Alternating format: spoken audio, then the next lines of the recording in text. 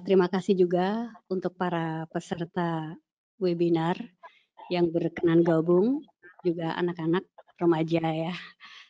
Satu kehormatan tersendiri bagi saya diberi kesempatan untuk bisa berbagi pengetahuan. Saya apresiasi Dinas Pemberdayaan Perempuan, Perlindungan Anak dan Pengendalian Penduduk, dan juga FKKMK UGM yang berkenan menyediakan segala fasilitas untuk kita bisa berdiskusi pada siang hari ini. Ya, bicara tentang cemas, sebenarnya saat ini kita semua dilanda kecemasan. Dari berbagai umur, tidak hanya remaja, orang tua, dari berbagai kalangan, dari berbagai profesi, sebenarnya kita sedang dilanda cemas berjamaah. Ya, kenapa kita penting bicara soal cemas? Karena menurut riset kesehatan dasar tahun 2018, ini riset terbaru, tentunya saat itu COVID-19 belum melanda. Ternyata prevalensi gangguan mental emosional pada usia lebih dari 15 tahun itu sebesar 9,8%. Jadi gangguan mental emosional di sini yang kita maksud termasuk cemas dan depresi. Jadi 1 dari 10 orang populasi umum itu sebenarnya mengalami gangguan mental emosional. Dan angka ini meningkat dibanding tahun 2013.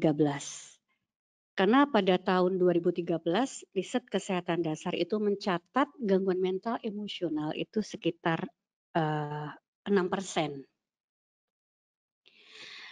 Ya, kemudian kenapa kita perlu bicara cemas pada remaja?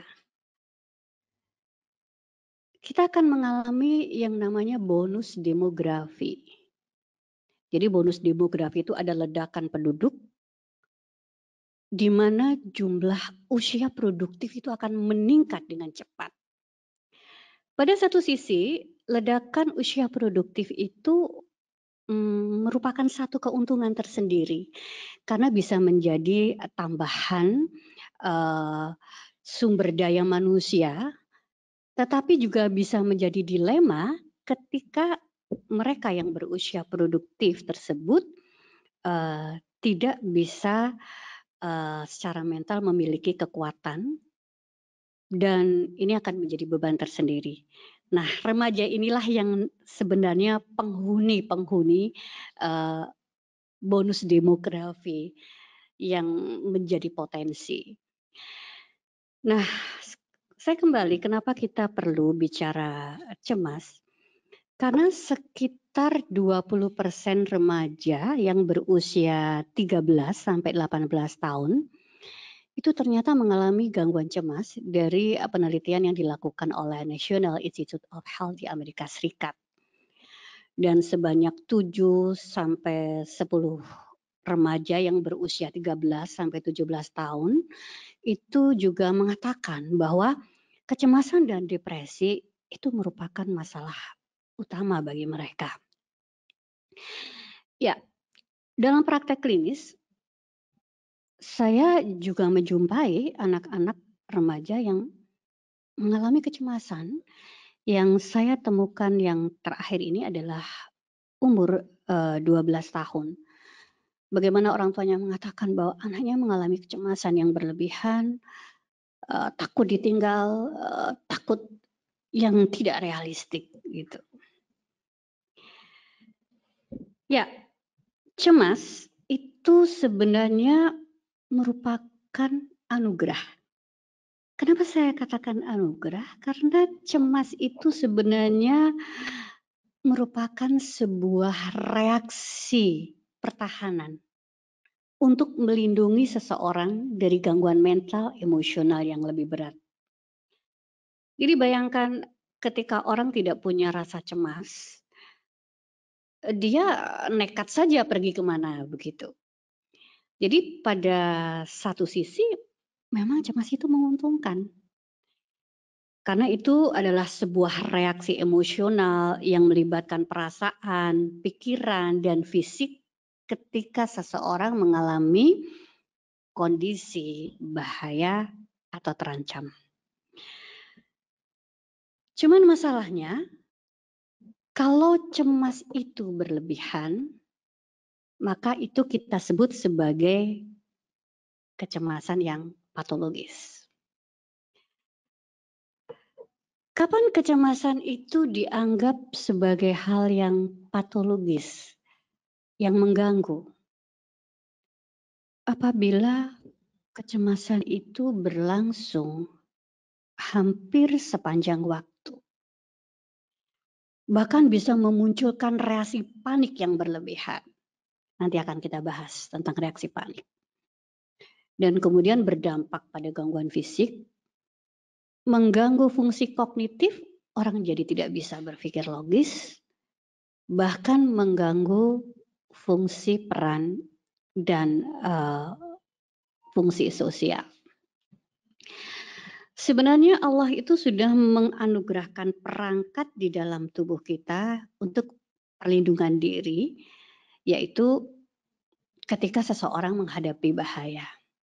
Jadi bayangkan Bapak Ibu, adik-adik ya, kalau kita berada di hutan, kemudian ada harimau di situ, maka kemudian kita akan mempersiapkan diri untuk menghindar, berlari, supaya tidak dimakan harimau. Nah, cemas yang patologis itu gambarannya seperti ini. Harimau itu tidak ada. Atau mungkin ada harimau tapi di kebun binatang. Tetapi reaksi kita itu seolah-olah harimau itu ada di depan kita. Jadi tubuh kita merespon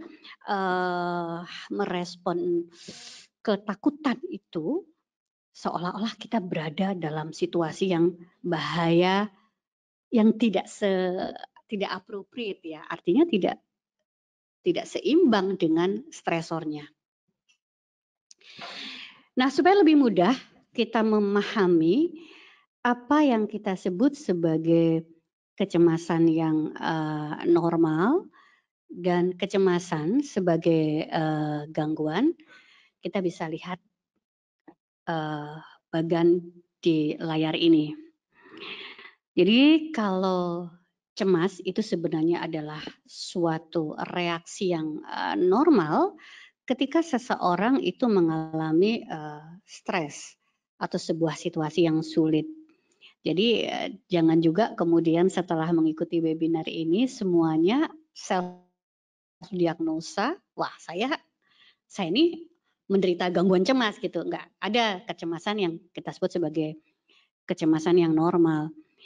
Dan ini dipicu oleh stresor yang spesifik. Ya, mungkin saya kasih contoh kalau seseorang yang mau menghadapi ujian gitu ya, dia cemas, jangan-jangan saya nggak bisa ngerjain, jangan-jangan saya nggak lulus. Itu sebenarnya adalah sesuatu yang normal gitu. Dan itu jelas awalnya juga jelas akhirnya. Nah, kalau kecemasan itu sifatnya normal, sebenarnya kita bisa menolong diri sendiri, bisa juga dengan diberikan motivasi, itu sebenarnya masih bisa kita lakukan. Dan biasanya akan berkurang secara signifikan atau bahkan bisa hilang ketika situasi stres itu sudah tidak ada lagi.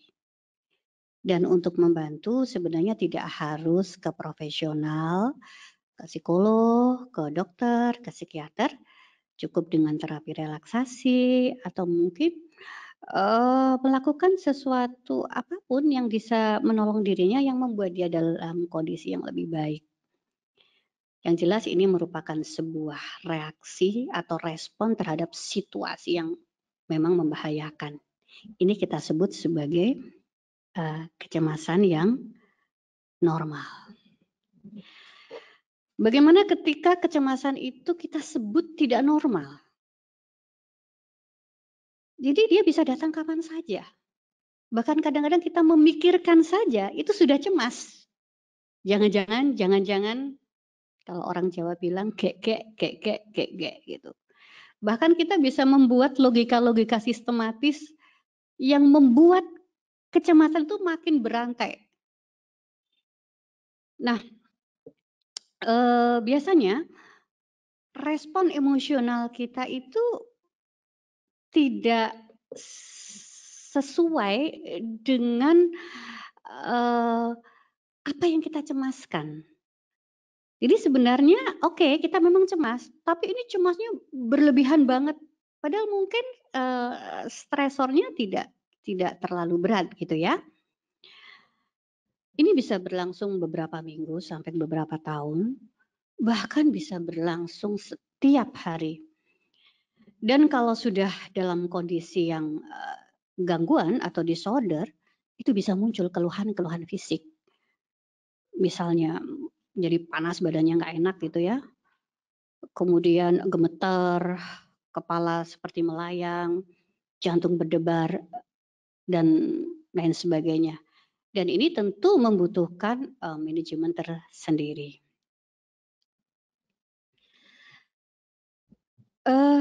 Tadi sudah saya jelaskan bahwa sebenarnya cemas itu merupakan sebuah reaksi perlindungan diri ya, pertahanan diri. Dengan catatan ketika itu tidak berlebihan. Jadi di otak kita itu ada sistem saraf. Yang terkait dengan cemas itu ada namanya saraf motorik dan saraf otonom. Dari kata motor itu berarti gerak ya. Jadi ketika seseorang mengalami kecemasan, maka ada ketegangan motorik. Sehingga ini berdampak pada fisiknya. Nanti akan saya jelaskan bagaimana keluhan-keluhan yang bisa muncul gitu ya. Kemudian juga berdampak pada hiperaktif dari sistem saraf otonom. Otonom itu organ.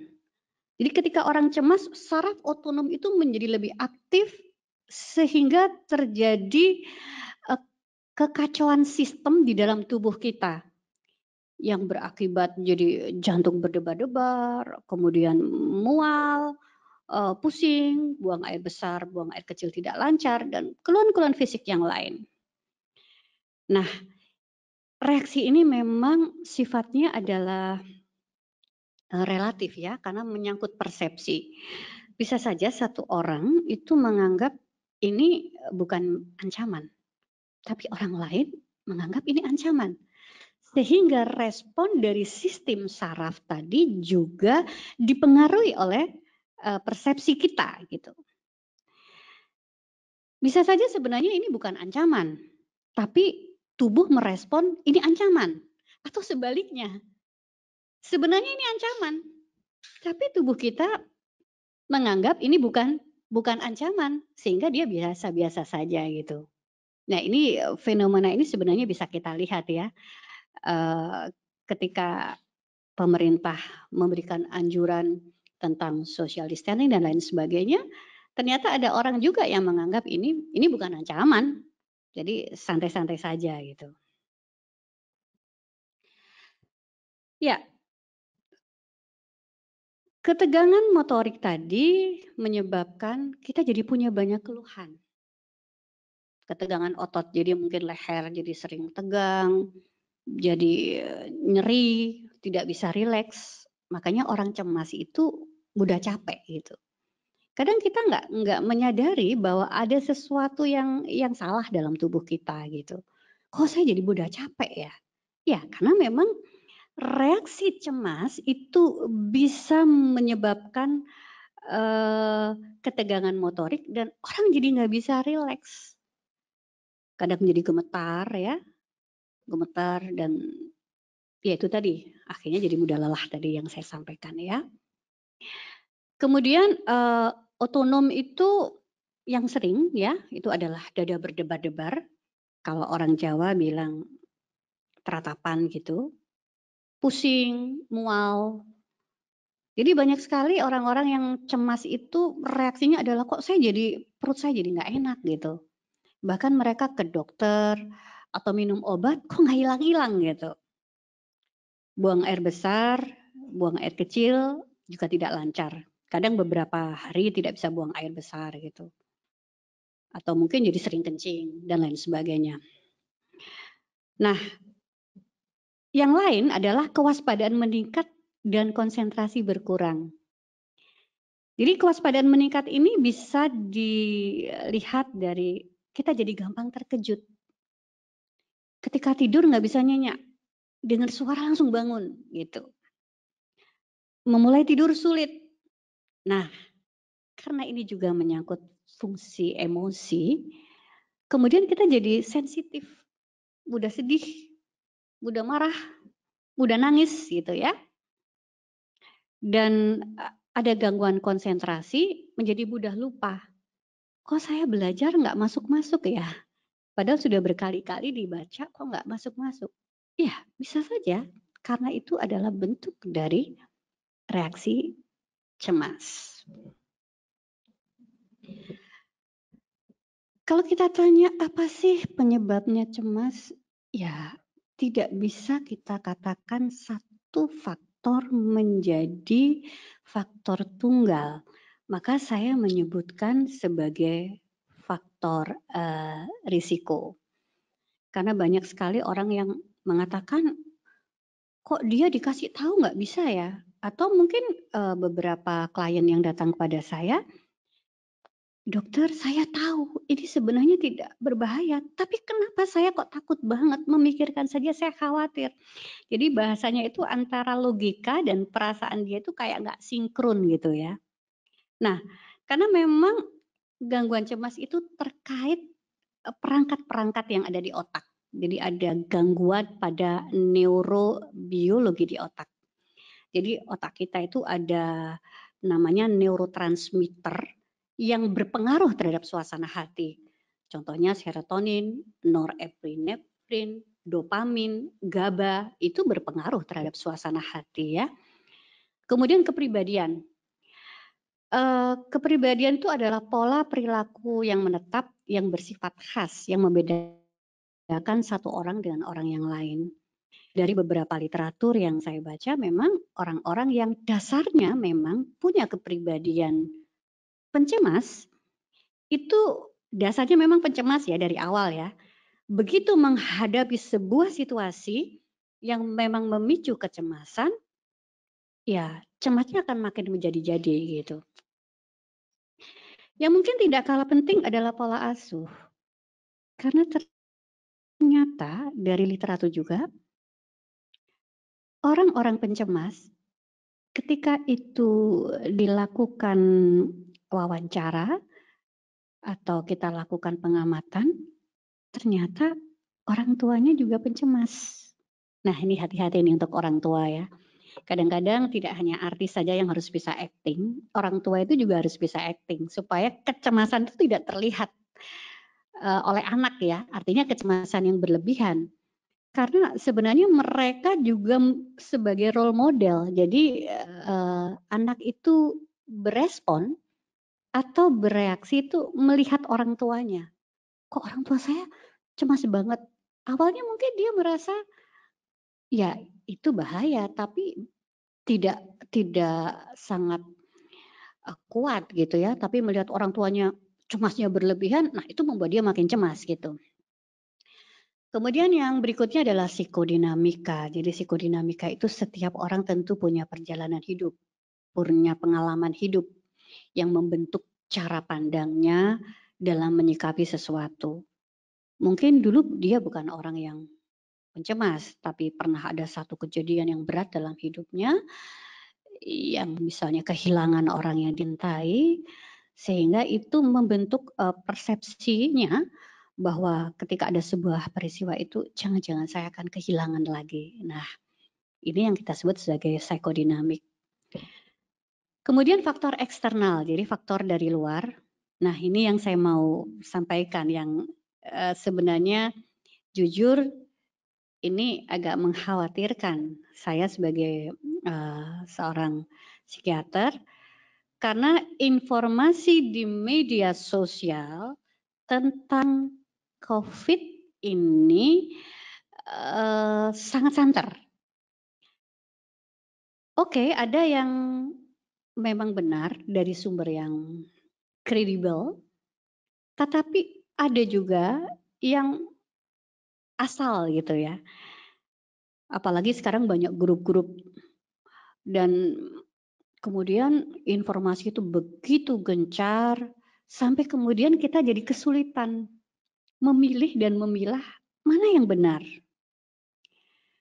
Terutama ketika pengetahuan kita terbatas, tidak memadai, apalagi lingkungan itu membuat situasi makin menambah kecemasan.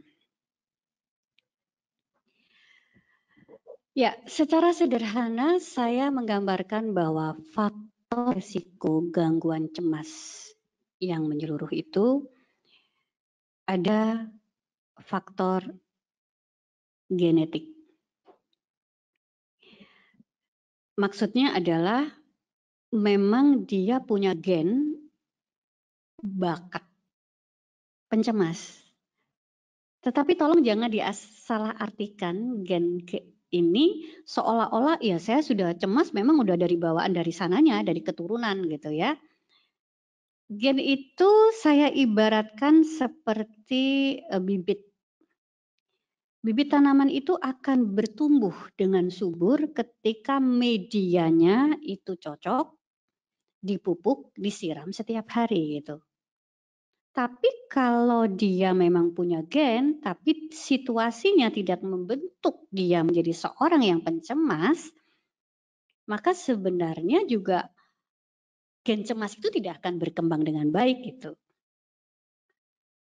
Kemudian faktor-faktor yang ada di otak seperti yang saya jelaskan tadi bahwa suasana hati itu dipengaruhi neurotransmitter yang ada di otak yang jika ini tidak stabil akan mempengaruhi suasana hati seseorang. Latar belakang keluarga. Ya, tadi sudah saya bahas.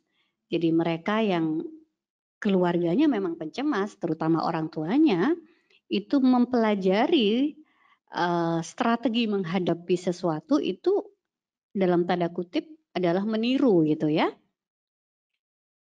Pengaruh media sosial. Nah, sekali lagi ini yang saya ingatkan bahwa media sosial itu seperti pisau bermata dua. Pada satu sisi dia menguntungkan, tapi kalau tidak hati-hati justru bisa membuat kita tertusuk. Selanjutnya adalah gaya hidup. Ya, gaya hidup ini terutama gaya hidup yang tidak sehat. Ini juga menjadi faktor resiko terjadinya gangguan cemas. Tapi tidak ada satu faktor tunggal yang membuat seseorang menjadi cemas, tetapi ini adalah faktor yang multifaktorial. Bagaimana ekspresi kecemasan pada remaja? Sebenarnya ekspresi kecemasan pada remaja sama dengan kecemasan pada umumnya. Tapi memang sering sekali orang tua tidak memahami bahwa remaja tersebut sedang mengalami kecemasan.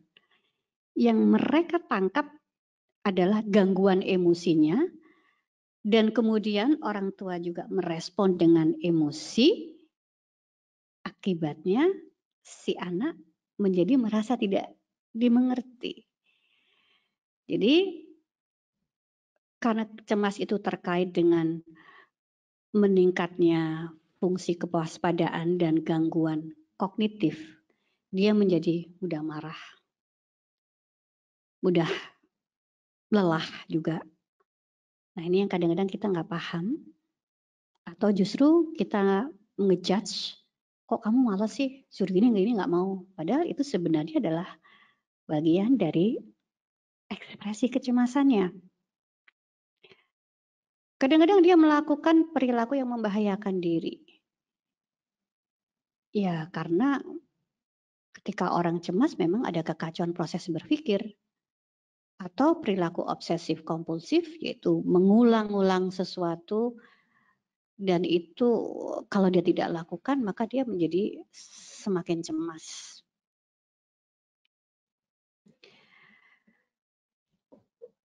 Kenapa sih cemas itu perlu dikelola? Jadi tubuh kita itu seperti negara. Negara itu ada tentara. Nah, tentara itu disebut sebagai antibodi.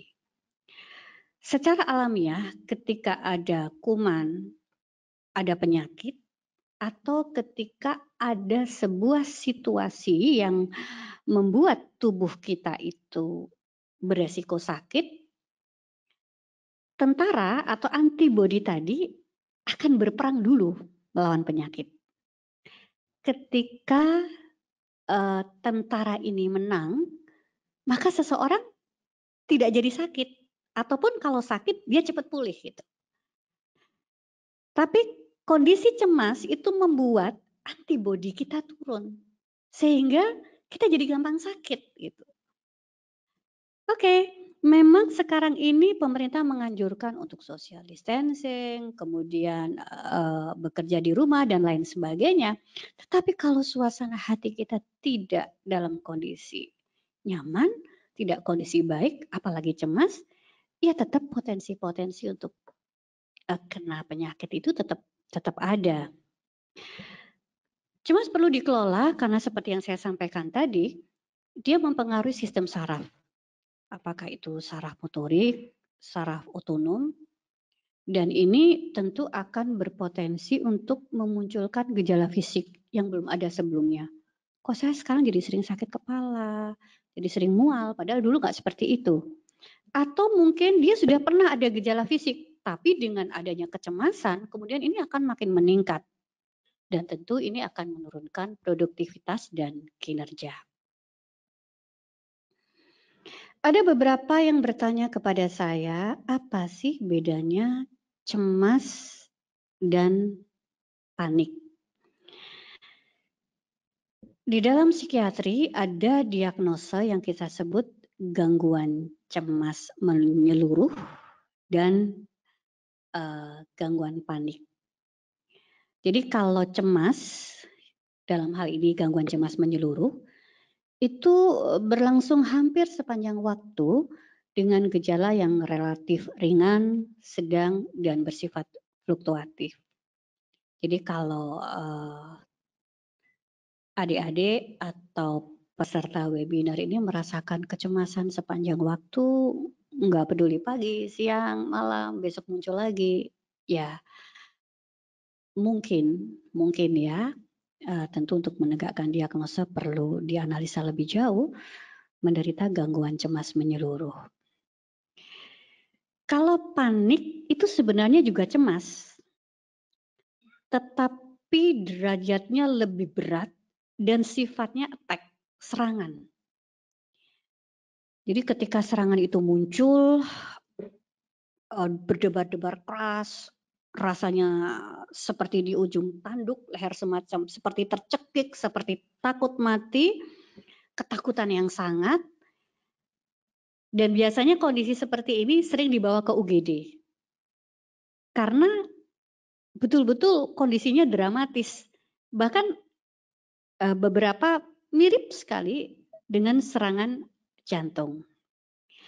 Nah, bedanya kalau gangguan cemas itu berlangsung sepanjang waktu, tapi kalau gangguan panik itu ada episode bebas serangan. Jadi pada saat ada serangan itu begitu berat, tetapi setelah tidak ada serangan, dia normal, biasa-biasa saja. Dua-duanya ini sangat mungkin bisa terjadi pada kita dalam situasi seperti ini ya. Jadi ini biar lebih gampang saya rangkum dalam satu gambar gimana tentang gangguan cemas menyeluruh yang dirasakan ya. Jadi kata kuncinya adalah berlangsung hampir sepanjang waktu. Kecemasan yang berlebihan, ketakutan, gampang capek, tidak bisa rileks, kemudian otot-otot jadi nyeri, bahkan kadang-kadang tidak beraktivitas pun bisa muncul nyeri.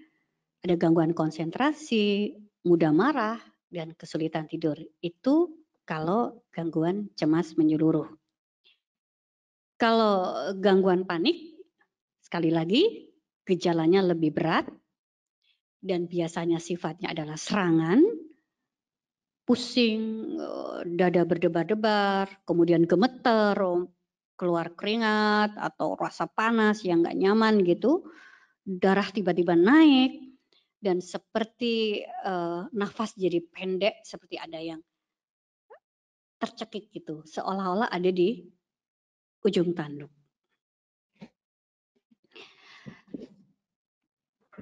Teman-teman, sebenarnya ketika kita mengalami kecemasan sebelum pergi ke profesional, kita coba untuk menolong diri sendiri. Bagaimana cara menolong diri sendiri? Yang pertama adalah kenali kepribadianmu, kenali tubuhmu. Ini penting karena sebenarnya kita kadang-kadang nggak tahu apa yang terjadi di dalam diri kita. Kemudian kita menganalisa sendiri, apalagi kita baca media sosial, mendiagnosa sendiri, semakin takut gitu. Coba kenali, saya tuh orangnya kayak apa gitu. Oh ya, saya itu memang orangnya pencemas. Kok saya mual?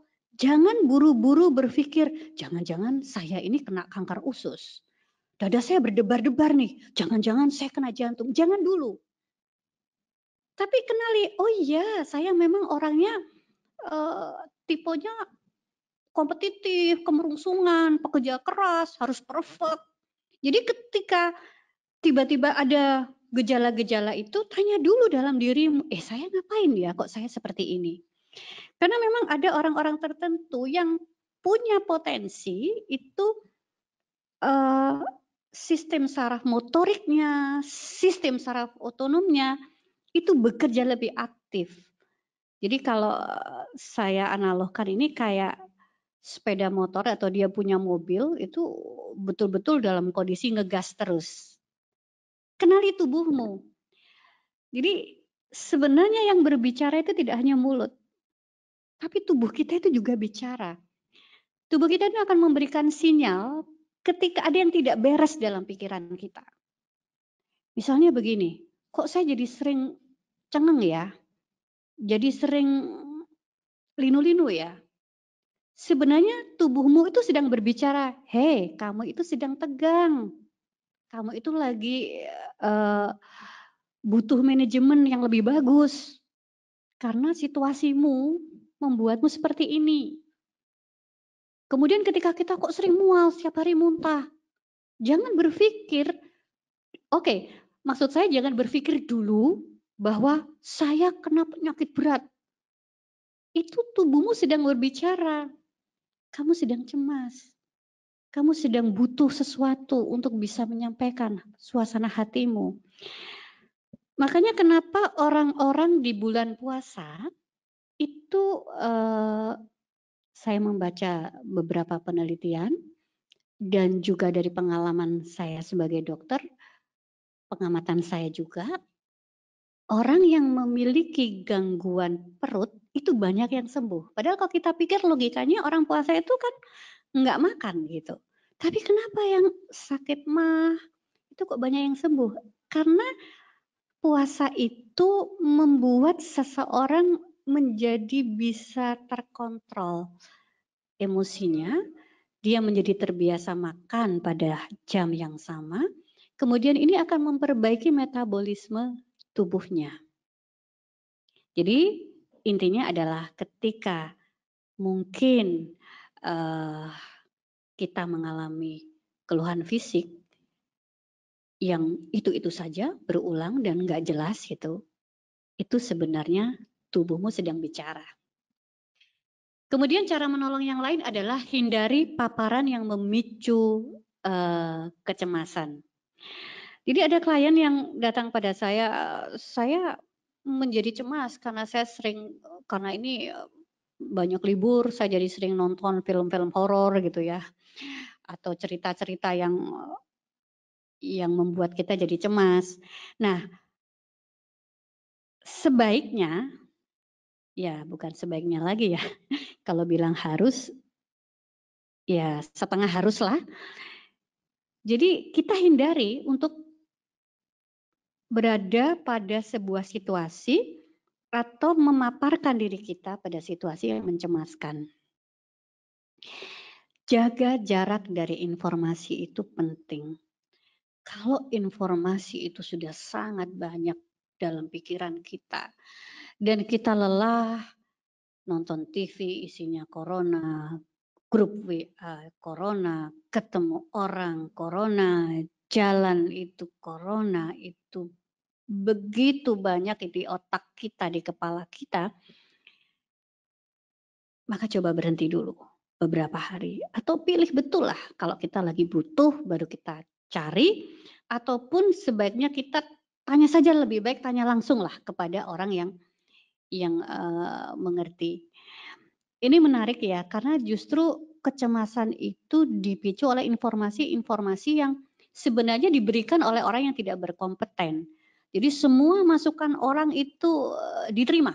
Jadi kita betul-betul kesulitan memilih gitu. Nah, ini yang juga tidak kalah penting, hindari diskusi dengan orang yang pencemas. Biasanya kan kalau kita lagi khawatir, kita pengen curhat nih, pengen cerita sama orang yang ada di sekitar kita. Nah, orangnya ini tipenya pencemas. Padahal kita pengennya lega, bisa cerita, tapi malah justru kita dikomporin. Oh iya, tetangga saya juga gitu.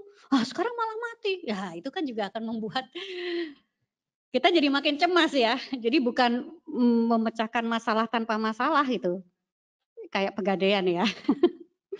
Tapi mau memecahkan masalah, mau malah menambah masalah lagi gitu. Nah, kalaupun kita betul-betul pengen tahu yang benar, karena kita juga butuh informasi yang benar supaya kita tidak cemas kemana-mana ya, pikiran tuh nggak kemana-mana. Maksud saya lebih baik bertanya kepada ahlinya. Jadi jangan kalau kita tanya soal bangunan, yang didengarkan omongannya koki gitu ya, berarti kan nggak nyambung. Lakukan hobi atau aktivitas yang menyenangkan. Jadi supaya kita tidak hanya fokus pada situasi yang membahayakan, kita bisa lakukan apa saja hobi yang menyenangkan. Saya pikir semua orang punya hobi ya, tapi hobinya apa nih? Hobinya lihat media sosial apa? Lihat yang serem-serem, ya sama saja gitu ya. Jadi saya ada kata-kata yang menyenangkan itu, maksud saya karena ada hobi yang justru memicu kecemasan, ya. Berolahraga. Olahraga ini memiliki manfaat secara fisik, ya kita bisa membuat lebih sehat, dan secara psikologis dia bisa meningkatkan hormon endorfin yang memberikan efek senang gitu. Tapi ada hal yang lucu ketika seseorang dianjurkan untuk berolahraga. Mereka bilang, "Wah, saya tuh setiap hari udah kerja keras, ngapain berolahraga?" Beda bekerja keras dengan berolahraga. Bekerja keras dalam artian fisik ya. Karena olahraga itu harus fun. Tapi bekerja keras atau melakukan aktivitas fisik yang berat itu belum tentu menyenangkan. Nah, oke, itu adalah satu hal yang mungkin bisa kita lakukan. Kalau kita nggak bisa olahraga di luar rumah, ya di dalam rumah apalah joget-joget sendiri atau ya senam atau apapun mempergunakan alat yang ada di rumah. Kemudian makan makanan gizi seimbang. Karena bagaimanapun kita perlu sehat. terutama protein, agar antibodi zat kekebalan tubuh kita bisa terbentuk dengan maksimal. Nah sekarang khusus untuk adik-adik remaja, bagaimana caranya kita menolong teman kita yang mengalami kecemasan? Yang pertama adalah jadi pendengar yang baik. Jadi orang cemas itu butuh didengar, bukan diprovokasi, apalagi dimarahi, atau disalahkan, atau diremehkan. Karena itu kita ketika bertemu teman yang mengalami kecemasan, ya harus tenang, tidak menghakimi, tidak menyalahkan, tidak mengomentari atau menambah informasi yang menambah kecemasan. Kalau perlu, mengarahkan untuk mendapatkan informasi yang benar, mengajak diskusi pada topik yang lain, menyarankan atau mengajak aktivitas yang positif. Apa yang bisa dilakukan oleh orang tua? Seperti yang saya sampaikan tadi, bahwa orang tua itu role model. Reaksi kecemasan itu bisa ditiru dari orang tuanya. Jadi saya menyarankan kepada orang tua yang cemasnya berlebihan. Cemas boleh ya, karena kalau tadi nggak cemas juga menurut saya juga beresiko. Tetapi ekspresi kecemasan itu sebaiknya tidak berlebihan. Terutama ketika memang si anak ini dasarnya memang mempunyai kepribadian yang pencemas. Hampir sama sebenarnya dengan pada remaja tadi, kita memberikan ruang untuk mengekspresikan perasaan tanpa menghakimi, mengajak berdiskusi, membuat aturan bersama dalam mengisi waktu, atau melakukan aktivitas bersama dengan melibatkan anggota keluarga yang lain. Ini mungkin semacam tips ya, semacam tips bagaimana cara kita menyampaikan informasi yang benar tapi tidak menimbulkan kecemasan berlebihan. Kadang-kadang informasi yang benar, tetapi ketika disampaikan dengan cara yang tidak benar, justru yang ditangkap bukan konten dari informasi itu, tetapi justru menimbulkan reaksi. Ini ada kaitannya dengan otak manusia. Jadi di otak manusia itu ada sistem yang merespon terhadap situasi-situasi yang kita temui. Yang pertama adalah amigdala. Jadi amigdala itu saya ibaratkan seperti alarm. Ketika orang itu ada informasi yang menakutkan, mengkhawatirkan gitu, membangunkan alarm amigdala. Reaksinya hanya dua, fight, melawan, atau flight, lari gitu. Itu sebabnya informasi-informasi yang berupa ancaman kadang-kadang efektif hanya sebentar. Ketika ditakut-takuti dia lari. Tapi kemudian ada naluri untuk melawan gitu. Ini sebenarnya adalah sisi-sisi yang manusiawi. Sama ketika saya melarang teman-teman untuk jangan membayangkan anjing berwarna merah. Kalau membayangkan anjing berwarna merah, maka akan saya denda 200 juta gitu. Ketika saya bilang jangan, sedikit Bu Ida, imajinasi kita akan memunculkan itu. Karena itu sebaiknya pesan dilakukan dengan menyenangkan, informatif, dengan narasi yang positif. Ini menjelang akhir ya, kapan kita perlu ke profesional? Maksudnya ke dokter, psikolog atau psikiater bila berlarut-larut, timbul serangan panik, perilaku kacau, membahayakan diri dan orang lain, menimbulkan gejala fisik atau memperberat gejala yang sudah ada. Bagaimana pendekatan kita? Ada 4 pendekatan. Yang pertama, secara biologi, dalam hal ini ketika kecemasan itu sudah berat dan memang betul-betul mengganggu fungsi peran, fungsi sosial dan fisik kita, maka biasanya dokter akan memberikan obat-obat anti cemas. Psikologi dengan memberikan semacam konseling, memberikan psikoterapi. Sosial yang dimaksud adalah bagaimana kita bisa memberikan informasi kepada orang-orang terdekat untuk memberikan dukungan sosial kepada mereka yang mengalami kecemasan. Dan tentu yang tidak kalah penting adalah faktor spiritual. Kesimpulan dari materi saya adalah cemas pada remaja merupakan reaksi yang wajar di masa pandemi, namun bila berlarut-larut dapat menyebabkan gangguan psikologis, fisik, dan kognitif. Dengan mengenali gejala kecemasan, seseorang diharapkan dapat menolong dirinya sendiri. Peran keluarga dan lingkungan sosial sangat penting untuk memberikan dukungan sosial. Peran ahli dibutuhkan apabila gejala kecemasan sudah menimbulkan dampak fisik berkepanjangan, mengganggu fungsi peran sosial, serta menimbulkan resiko gangguan perilaku atau membahayakan diri dan orang lain. Kita semuanya saat ini sedang mengalami kecemasan, tapi yakin bahwa kita mampu menaklukkan kecemasan. Dan yang pasti Allah tidak akan memberikan cobaan hambanya melebihi kemampuannya. Terima kasih.